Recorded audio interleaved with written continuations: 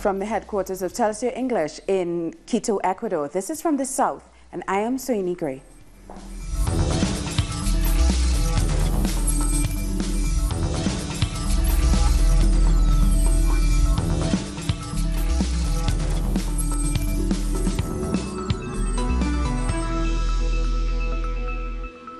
Social movements across Brazil are protesting President Michel Temer's pension reform bill. Demonstrators blocked one of the main access routes to Sao Paulo, the Avenida Dutra. They are also condemning Temer's decision to put the army in charge of security in the state of Rio de Janeiro. They say this is a smokescreen to mask his difficulty in getting the bill passed in Congress. We understand that this whole project of attacking workers and people on low incomes is connected to the military intervention. It's part of an overall strategy in Rio and in the other 8 cities where they are going to intervene to enable to get all their measures passed in the Senate without people being able to do anything about it. Our correspondent Ignacio Limas has the latest from Sao Paulo. We're standing in the middle of one of the main access routes to the city of Sao Paulo. People are here to defend the pension system and to stop the reform proposed by President Michel Temer, which goes to a vote in Congress. The reform focuses on increasing the contributions from 25 years to 40, so that Brazilians can access their pensions. In certain areas, in the outskirts of Sao Paulo, the life expectancy does not surpass 65 years. For this reason, people believe they will die before they can retire. Demonstrations are happening in different parts of Brazil. They are also protesting the military intervention in Rio de Janeiro, a decree pushed by Temer as well. People think the move can criminalize the youth and black community living in the favelas. We will keep you updated as the protests unfold. In Colombia, the Supreme Court has announced it will investigate former Colombian President Álvaro Uribe following the release of recordings in which he allegedly attempted to influence witnesses. The court highlighted a complaint filed by Uribe against longtime rival Ivan Cepeda, who Uribe claims brought witnesses to testify against him, regarding his alleged ties to paramilitary groups. For more, here's our correspondent in Bogota, Lorena Hoyos. There have been several reactions in the country after the Supreme Court's decision to close the investigation that was being carried out against Senator Ivan Cepeda. The court also found him innocent for past accusations that had been made by former President Álvaro Uribe. Uribe claimed Cepeda was part of a fake witness cartel. The court went even further and decided to start an investigation specifically directed towards legally intercepting calls, but without letting parties know. Once it was able to analyze the information it gathered in those investigations, it established that it is necessary to now investigate former President Álvaro Uribe directly because of his links with fake news witnesses. They also pointed out that his actions could be tied to other open cases against him, such as the accusations against Uribe for links with killings of El Aro or the formation of a death squad. Different sectors have celebrated that justice has been served for Senator Cepeda, but now they are also asking that the investigations against Uribe move forward. They're recalling that in the Representatives' Chamber Accusation Commission, there are around 180 folders with petitions to investigate Uribe's links to the formation of paramilitary groups, the Aro killing, and others, all investigations which have not yet been moved forward. We thank Lorena Hoyos for that report. Negotiators from Colombia's ELN guerrilla group are returning to Ecuador with the aim of restarting peace talks with the Colombian government. The National Liberation Party tweeted, the ELN delegates who were holding consultations will return to Quito to resume the 5th round of talks. And still in Colombia, on the coast of San Juan, communities of Afro-descendants say they are persecuted by the state. People in this region want the war to end and for peace to turn into opportunities. Lorena Hoyos presents the 3rd part of this Choco special. Next to the San Juan River lives a community of Afro-descendant Consejo Comunitario de Copoma, a town that has resisted war for decades. People from this place remember how they've suffered being in the crossfire between Colombian government and rebel groups at different times. They remember the bullets and disgrace dominating life and the will to survive overcoming fear. Some women were sweeping the shrimp, and they made them jump into the water. They shot while my nephew was there. He was called Eduardo. He didn't have time to save the woman. He just lay down and waited for death to come. Not so long ago, the community thought that the war was over.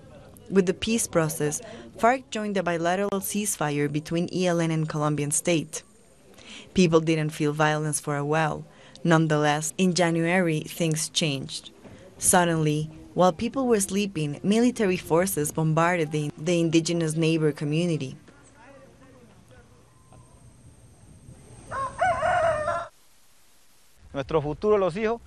We hope to not have wars in our future and our children's. We wish to have a good life, good politics, and supplies for life. Because nowadays, people don't have that. They keep starving. And when we see shootings, we don't want to go to the mountains. So we sit here and starve. Just like the Wunan, the Afro-descendant people locked in their homes. Hunting, fishing, and farming is disappeared from town life. During this time, the community should be growing pancoger, but since the bombing, nobody dares to return to the Tordo River. People stack their last rice grains, knowing that soon they will have to make some tough decisions. We are very hungry because we are scared to go out over there. We have our own plants, our fish, our animals. But we are afraid because we don't know if this will continue or if we will die because of this. After the bombing, degradation and persecution against civil population increased. For youngsters from the community council were detained by military forces, accused of being ELN members. The community defended them and made clear that people from the surrounding areas are just trying to escape war. Only 2 out of the 4 detained were set free. John and Rainera tell us that day they were walking on the hills when they were captured. They took us to the place they bombed. They made us sleep on the ground. Didn't give us food the whole day. They took pictures of us and made us sign some papers. We don't owe anything to anybody and we still have fear. We have never done that, sleeping in a mountain and things like that. Captured without a reason, it is scary. Sailing through the river, they are stopped and questioned about the whereabouts of ELN rebels, a reality repeated in many other regions of the country. Communities still deal with the aftermath of warfare and degradation from the Colombian state. If we want to go down to the Gordo, we have to be careful. We're scared. Every day they take everything we bring back from us. My wife bought some dishes from Cali. She's bringing them back here, and they broke all of them. That keeps us afraid. The young ones risk their future and lives. If they could, they'd be shooting soccer goals, not hiding from bullets. That dream looks distant. This is inner Colombia's reality. They don't give up on their dreams, but are condemned to a life of injustice and violence.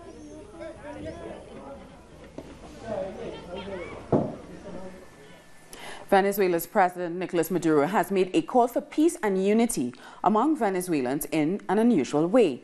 The president had promised a surprise on Sunday night. It turned out to be a recorded message in sign language by Maduro and members of his cabinet, in which they asked people to join them in building a country of respect and humility. Maduro shared the video on Twitter and said, "Together, Venezuela can be for all." Venezuelan Foreign Minister Jorge Arias has responded to the Lima Group's refusal to invite President Nicolas Maduro to the Summit of the Americas in April. Arias shared an official statement which says the action places the Peruvian government outside of the law and runs against the spirit of the summit, which is to foster integration. The Lima Group is a grouping of Latin American countries, including Peru, Brazil, Argentina, and Mexico, which failed to get measures against Venezuela adopted by the OAS. Arias has also met his Nigerian counterpart, Geoffrey Onyema, as part of his dignity tour. He tweeted that several bilateral agreements were signed during their meeting in the capital of Abuja. The Foreign Ministry said Nigeria's foreign minister had expressed solidarity with Venezuela in the face of sanctions and called on the countries responsible to adopt a constructive attitude towards Venezuela. And in Venezuela, the Popular Will Party has announced it will not be nominating a candidate for the upcoming presidential election, alleging that the election would be fraudulent. Our correspondent Freddie Gillingham has more from Caracas. So just to bring you the latest updates regarding Venezuela's presidential election news, at the end of last week, one of the leading Venezuelan opposition parties, the Popular Will Party, declared that they will not be endorsing or nominating a candidate for that vote on April 22nd. This was on grounds that the election will be fraudulent. This opposition party is, of course, part of the leading MUD coalition. They have yet to decide on a single candidate to put forward. The fact that the Popular Will have pulled out, this will of course not only encourage abstention, but it will also lessen the chances of a single candidate being put forward. If multiple candidates are put forward as a result to a fractured opposition, this will only play into the hands of Maduro, who is looking stronger than ever, being the single candidate on the government side. Just on the grounds of fraud, this is of course being amplified by the international media and also by the opposition before anything has even taken shape. We can confirm that the Foreign Minister of Venezuela last week did declare that international and regional observers have been and will be invited to observe that election on April 22nd in less than 3 months' time. Thank you, Freddie, for that report. We'll take a short break now. Join us again after this look at what our multimedia colleagues are reporting.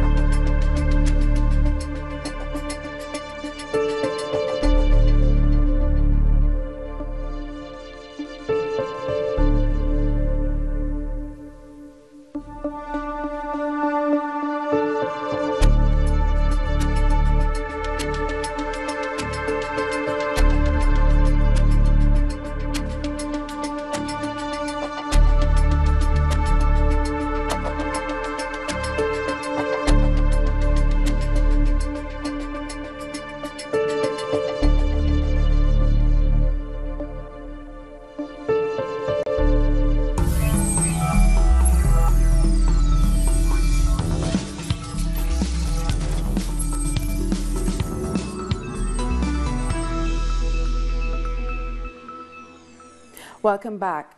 The main parties in Mexico's July 1st presidential election officially nominated their candidates on Sunday. All three frontrunners are trying to sell a message of change and the fight against crime and corruption. Andrés Manuel López Obrador has been confirmed as a candidate of the Morena party. The two-time presidential runner-up says he wants to end corruption while standing against the construction of the wall on the Mexico-United States border. I am stubborn. Public opinion has it. Foolish, they say. Stupid, perseverant, or as it is usually called, those who defend ideals, principles, or some cause. It is with the same conviction that I will act as President of the Republic. With the stubbornness, with foolishness, with perseverance, bordering on madness, I'm going to put an end to corruption. Also from Morena, elected to run for Senator Guerrero, is Nestora Salgado, a dual U.S.-Mexico citizen who was arrested in August 2013 and spent more than 2 years in jail for her activism and the organization of autonomous citizen police forces in the state of Guerrero. Running second in the polls is Ricardo Anaya of the Conservative National Action Party, the PAN, leader of a right-left coalition. A youthful ex-lawmaker whose bid to campaign as a fresh face has been marred by allegations of corruption and strong-arming his way to his party's nomination. My hand will not shake when it comes to ending with the pact of impunity, nor am I going to be afraid about organized crime. I will face it with all the necessary intelligence and with all the required courage. Running third is Mexico's former finance minister, José Antonio Meade, the official presidential candidate of the Institutional Revolutionary Party, a long dominant force in Mexican politics whose popularity is now so low it tapped a non-party member to be its presidential candidate for the first time in its history. What do people ask of us? They're asking us to take away guns, money, and property from criminals and those who are corrupt. That's exactly what we're going to do. Officially, the campaign does not open until March 30th. In Brazil, 18 hostages held during a riot inside the Milton Dias Moreira prison in Rio de Janeiro have been released. The number of dead and injured are not yet known. SWAT units and the police are trying to keep the situation under control. The prison has the capacity to hold 885 inmates, but has a population of over 2,000. Also in Brazil, at least 154 people have died from yellow fever, according to a government report. The Ministry of Health reported that there were 464 cases of yellow fever, 154 of them fatal. Since July 2017, Brazilian health authorities say they were notified of at least 600 suspicious cases, the majority of them in the southern regions. They've also said that the vaccination campaign promised by the government is insufficient to meet the people in the most affected areas. And social movements gathered outside of the jail 4 in Quito at the weekend. They're demanding freedom from Ecuador's jailed former Vice President Jorge Glas. Our correspondent Denise Herrera reports. National and international organizations which support Ecuador's former Vice President Jorge Glas gathered outside jail 4 in Quito. They believe that Jorge Glas should be released. They say the Vice President's detention is political persecution. We are protesting against the unfair detention of our Vice President, Jorge Glas, who was legally elected by the people. Glas's followers gather every weekend outside the jail to support the former Vice President. They promise to continue until Jorge Glas is granted freedom by the government. We are organized in all parts of the world. We are with him. The Vice President understands that we are not going to leave him. We're going to get him out. We are going to stay and fight. Jorge Glas's wife, Cynthia Diaz, is always at the head of the demonstrations. This is an atrocity. They have put an innocent person in jail. He has always been a good worker and who has fought for his country. He has sacrificed his family, his children. He has sacrificed everything. Last week, a public prosecutor decided not to charge the main witness in the case against Glas, Carlos Pareja Yanuceli. The demonstrators have condemned this decision and say their campaign for Glas goes on. Denise Herrera, teleSUR, Quito. In Argentina, social movements and sugarcane workers are protesting austerity policies implemented by President Mauricio Macri. They are demanding Macri end layoffs in the public sector and annul pension reforms approved last December. Demonstrators also oppose Macri's proposed labor reforms. They say the reforms will destroy workers' rights by making it easier for companies to fire workers. We want to give a message to our people. We don't want more layoffs. We want to stop the crisis. Everything the government is doing is benefiting large corporate groups. They want the rich to get richer and the poor to get poorer. The key witness in a case of sexual abuse by the Chilean clergy has testified before a Vatican investigation in New York City. The survivor, Juan Cruz, arrived to give his evidence before Archbishop Charles Cicluna. Cicluna was appointed by Pope Francis to look into the accusations against Bishop Juan Arias, who's accused of covering up sexual assault against minors. On a trip to Chile in January, Pope Francis caused controversy when he said he was sure that Barrios was innocent. I did talk about the outcome. I said that it was enough of saying sorry and speaking to survivors and doing it as one-offs here and there around the world when their cases reach media attention. This should be a policy that every survivor in the world should be heard with respect and should receive the treatment that I received here today. The Pope needs to understand that that is what survivors need, that cases don't have to come to the media for them to pay attention to. Time now for another short break. Join us again after this look at what our multimedia colleagues are reporting.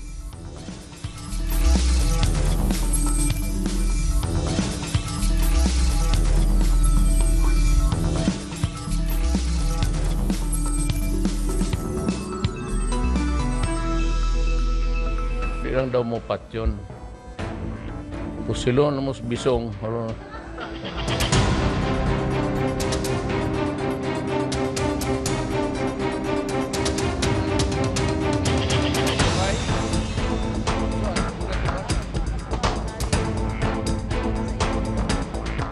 Bilang daw mo patyon.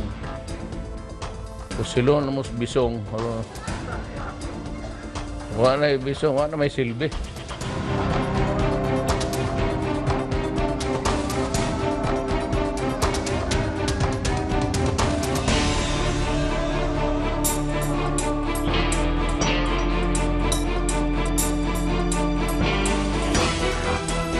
Sometimes these feminists are really a bit OA, though. I mean, that's funny. Yeah, come on, just laugh. I think it's hilarious.